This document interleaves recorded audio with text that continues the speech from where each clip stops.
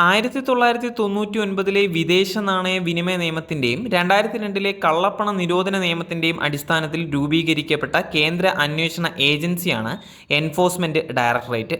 99 കേരള നിയമസഭ പാസാക്കിയ നിയമത്തിന്റെ അടിസ്ഥാനത്തിൽ രൂപീകരിക്കപ്പെട്ട അടിസ്ഥാന മേഖലാ വികസനത്തിന് വേണ്ടിയുള്ള സംസ്ഥാന ബോർഡാണ് കിഫ്ബി. കിഫ്ബി കമ്പനി നിയമപ്രകാരം രജിസ്റ്റർ ചെയ്ത ബോഡി കോർപ്പറേറ്റ് അല്ല. 2016 ഇടത് സർക്കാർ അധികാരത്തിൽ വന്നപ്പോൾ നിയമ ഭേദഗതി ചെയ്ത് കൂടുതൽ ഫണ്ട് സ്വരൂപിക്കാൻ തുടങ്ങി. ഇതിന്റെ ഭാഗമായി ഇറക്കിയ കാനഡയിലെ ലാവലിനുമായി ബന്ധമുള്ള ധനകാര്യ കമ്പനിയിൽ നിന്ന് 2150 കോടി ഉയർന്ന പലിശയ്ക്ക് വാങ്ങിയത് സംബന്ധിച്ച് 2019 CAG ഓഡിറ്റ് റിപ്പോർട്ടിന്റെ അടിസ്ഥാനത്തിൽ ED, ആദായ നികുതി വകുപ്പ് എന്നിവ അന്വേഷണം നടത്തി. അന്വേഷണത്തിന്റെ അടിസ്ഥാനത്തിൽ നിയമ നടപടികൾ സ്വീകരിച്ച EDക്കെതിരെ അന്നത്തെ ധനമന്ത്രി തോമസ് ഐസക് നൽകിയ ഹർജി ഹൈക്കോടതിയുടെ പരിഗണനയിലാണ്. മസാല ബോണ്ട് ഇറക്കിയതിലെ നിയമലംഘനങ്ങൾ ചൂണ്ടിക്കാട്ടി ഓഡിറ്റർ രഞ്ജിത്ത് കാർത്തികേയൻ നൽകിയ ഹർജിയും കോടതിയിലുണ്ട്.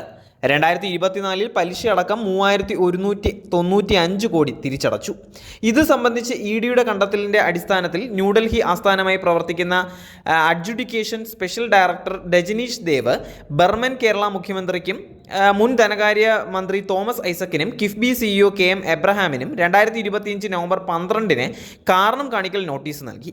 നിയമലംഘനവും റിസർവ് ബാങ്കിൻ്റെ മാസ്റ്റർ സർക്കുലറിലെ വ്യവസ്ഥകൾ ലംഘിച്ചുവെന്നും ചൂണ്ടിക്കാട്ടിയിട്ടായിരുന്നു നോട്ടീസ് നൽകിയത്. മസാല ബോണ്ടിൽ നിന്നും ലഭിച്ച 467 കോടി രൂപ ഭൂമി വാങ്ങാൻ ഉപയോഗിച്ചു എന്നതാണ് EDയുടെ കണ്ടെത്തൽ. 2025 നവംബർ 10 കേരളത്തിൽ തദ്ദേശ തെരഞ്ഞെടുപ്പ് പ്രഖ്യാപിച്ചത്. 2019 മുതൽ EDയും മറ്റ് കേന്ദ്ര അന്വേഷണ ഏജൻസികളും നടത്തുന്ന അന്വേഷണത്തിന്റെ ഭാഗമായിട്ടാണ് നോട്ടീസ്. ഇതിന് തദ്ദേശ തെരഞ്ഞെടുപ്പുമായി യാതൊരു ബന്ധവുമില്ല. വിദേശത്ത് നിന്ന് കേന്ദ്ര സർക്കാരിന്റെ അനുമതിയില്ലാതെ പണം കടമായി വാങ്ങിയത് ഭരണഘടനാ അനുച്ഛേദം 293 ലംഘനമാണ് എന്ന് ഭരണഘടനാ സ്ഥാപനമായ CAG കണ്ടെത്തി. ഈ കണ്ടെത്തലിന്റെ അടിസ്ഥാനത്തിൽ വിദേശ നാണയ വിനിമയ നിയമങ്ങളുടെയും ചട്ടങ്ങളുടെയും ലംഘനമുണ്ട് എന്ന് EDയുടെ പ്രാഥമിക അന്വേഷണത്തിൽ തെളിഞ്ഞു. വിദേശത്ത് നിന്നും മസാല ബോണ്ട് നൽകി കിഫ്ബിക്ക് പണം കടം വാങ്ങാൻ റിസർവ് ബാങ്ക് ആക്സിസ് ബാങ്കിന് നൽകിയ NOC ചോദ്യം ചെയ്യപ്പെടാവുന്നതും നിയമപരമായി നിലനിൽക്കാത്തതുമാണ് എന്ന് CAG കണ്ടെത്തുകയായിരുന്നു.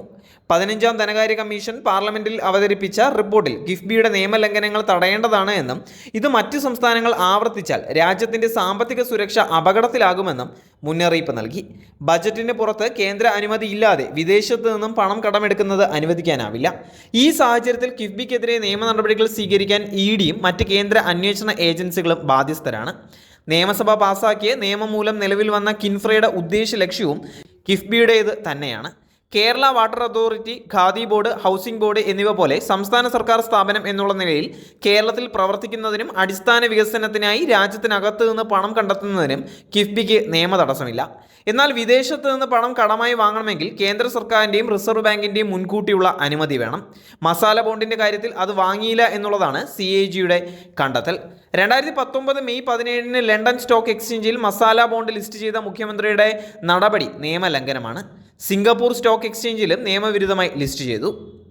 കേന്ദ്ര സർക്കാരിൻ്റെ അനുമതിയില്ലാതെ വിദേശത്ത് നിന്നും പണം കടം വാങ്ങുന്നത് ഭരണഘടനാ ലംഘനവും ഫെമ നിയമ ലംഘനവുമാണ്. അതുകൊണ്ട് തന്നെ രാജ്യസുരക്ഷയെ ബാധിക്കുന്നതാണ് എന്ന് CAG കണ്ടെത്തി. ഇത് സംബന്ധിച്ച് വേണ്ടത്ര കരുതലുകൾ എടുക്കാതെ ആക്സിസ് ബാങ്കിന് NOC നൽകിയ റിസർവ് ബാങ്കിൻ്റെ നടപടിയും ചോദ്യം ചെയ്യപ്പെടും. പാർലമെന്റ് പാസ്സാക്കുന്ന നിയമം മൂലം കേന്ദ്ര സർക്കാർ രൂപീകരിക്കുന്ന വികസന ഫണ്ട് സ്വരൂപിക്കുന്നതിനുള്ള ധനകാര്യ സ്ഥാപനങ്ങൾ NTPC, നാഷണൽ ഹൈവേ അതോറിറ്റി എന്നിവ കിഫ്ബിയുടെ മാതൃകയിലാണ് ഉള്ളത് എന്ന് പറയുന്നത് തെറ്റാണ്. പാർലമെന്റും നിയമസഭയും ഒരുപോലെ തന്നെയാണ് പറയുന്നതിന് തുല്യമാണ്.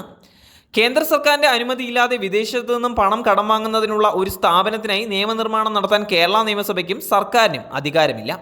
ഈ നിയമലംഘനത്തിന് രേഖാമൂലം പ്രേരിപ്പിച്ചിട്ടുണ്ടെങ്കിൽ ധനമന്ത്രിയും മുഖ്യമന്ത്രിയും വിചാരണ നേരിടേണ്ടി വരിക തന്നെ ചെയ്യും. ഇത്തരം വിചാരണകളിൽ ആരെല്ലാം കുറ്റവിമുക്തരാകപ്പെടും, ആരെല്ലാം ശിക്ഷിക്കപ്പെടും എന്ന് തീരുമാനിക്കാനുള്ള അധികാരം സുപ്രീം കോടതിക്ക് മാത്രമാണുള്ളത്.